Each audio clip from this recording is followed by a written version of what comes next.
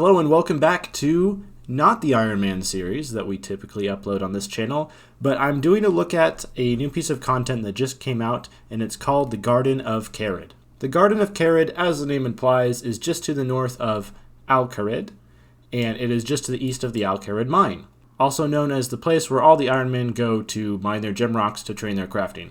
So there's a couple things to find in the new garden, including some thieving and farming stuff to do, but also with this update comes almost like a rework to the way that farming herbs works. So the main feature of interest in the Garden of Kharid is there is a new herb patch in-game, and it's relatively easy to access, just shortly to the north of the Kharid lodestone, or of the Fire Altar teleport on your Wicked Hood.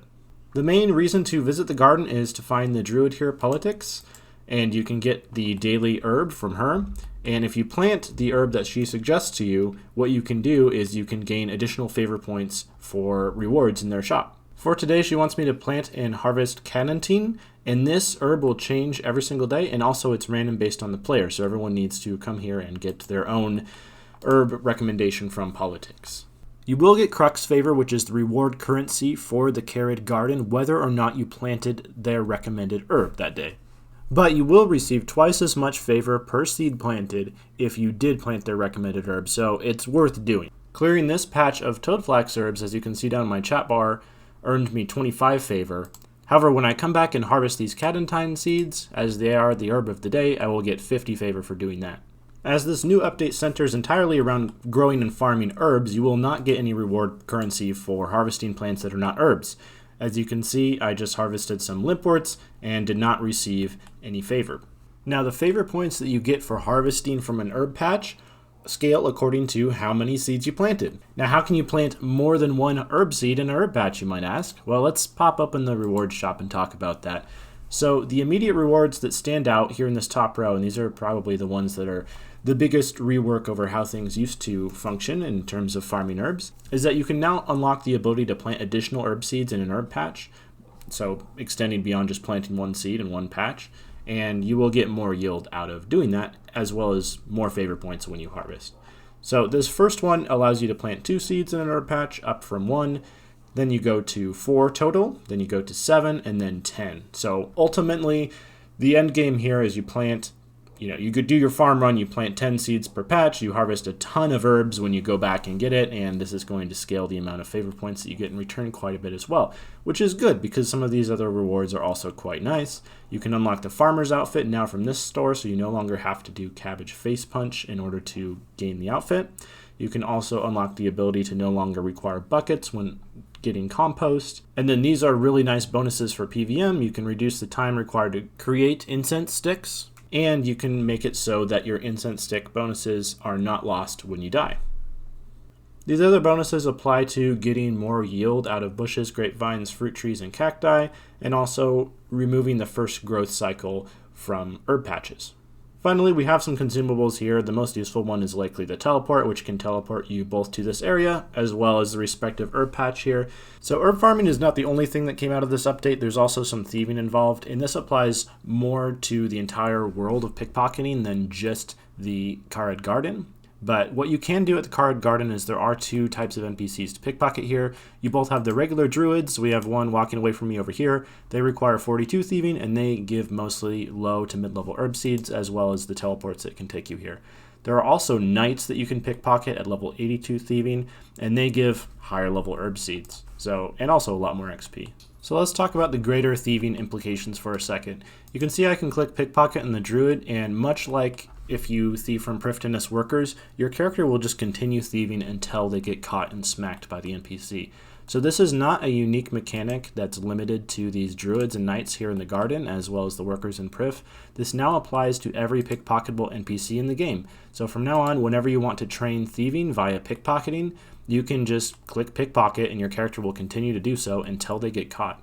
And for reference, here I am pickpocketing a Varrock guard, and it's much like it has always worked with Prifddinas workers.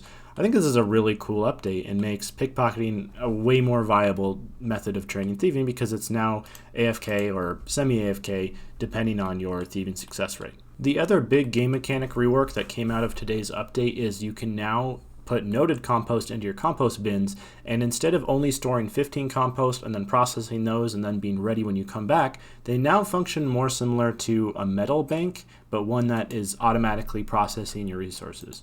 So what I mean by that is I can start putting these pineapples in the compost bin, and I'm just going to load all of them. It has a maximum inventory of 1,000 unprocessed things that make compost. And then after it's done, it will hold on to your compost much like, a cloud-based server that you can access from any other compost bin in the game. And all you need to do is take buckets to your compost bin and withdraw your compost, at least until the point where you unlock the ability to no longer need buckets from the Kharid Garden reward shop. And then you can just go up to any compost bin and take your compost out of it. So it still does take time in order to process your fruits and vegetables into compost, obviously. However, instead of having to check back on the compost bin constantly and withdraw your compost, it just slowly does it automatically. And the rate is pretty fast. It processes 3 things of compost every 5 minutes. So unless you're doing an absolutely insane amount of farming, which many of you may be doing because of this really sweet update, but for most of us anyway, that rate is going to be perfectly adequate. So now all my pineapples are loaded in the compost bin. You don't quite get a nice looking interface, but you do just get a text box here. It shows that I have 151 super compost producing items in the bin and 3 super compost produced so far. There are 2 final small items added to the game via today's update. Currently, they are only accessible from pickpocketing the druids and knights in the Garden of Kharid, although there are going to be more ways to obtain these in the future, and these are the elemental and the catalytic anima stones. And what they do is they increase your rune multiplier when you are crafting runes.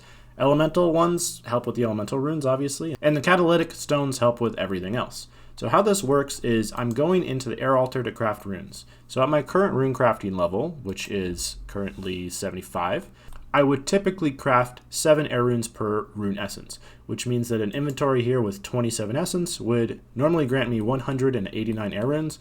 However, these anima stones are going to give me +2 to my rune multiplier. So when I craft here at the air altar, instead of 189, I make 257 air runes, or the equivalent of boosting my multiplier by 2.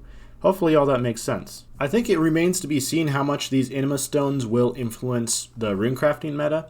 Obviously we'll need time for things to balance out in terms of how easy they are to acquire in bulk / how cheap they become to buy off the Grand Exchange.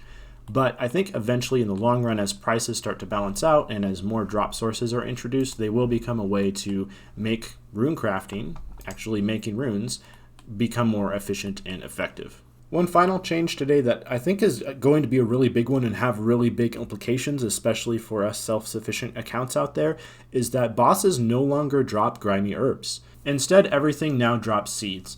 So Slayer monsters and non-boss creatures can still drop herbs, although many of them, including Virelords and Nature's Grove creatures, drop less herbs than they used to. So collecting herbs from Herblore is really now going to be more farming based than it ever has been before. You cannot simply camp a boss that drops a ton of Grammy Lantidimes like Queen Black Dragon does, for example, and expect to really amass on your Herblore supplies. That way, you have to go and farm them yourself, which is now a lot easier to do considering all the upgrades that you can unlock from the Garden of Kharid.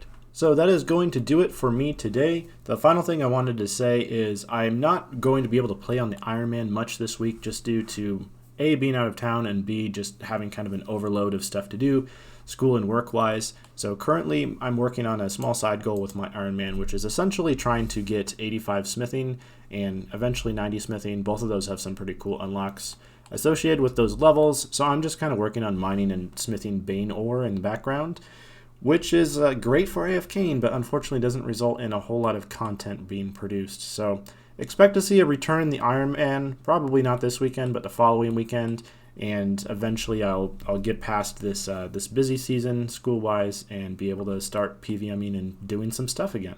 But until then, I hope you all enjoyed the update. I think it's a really good one that has just a lot of really great content, especially the pickpocketing. I'm excited to see, if there's more really good thieving methods discovered that become viable due to how easy they are to do now that you don't have to spam click in order to pickpocket.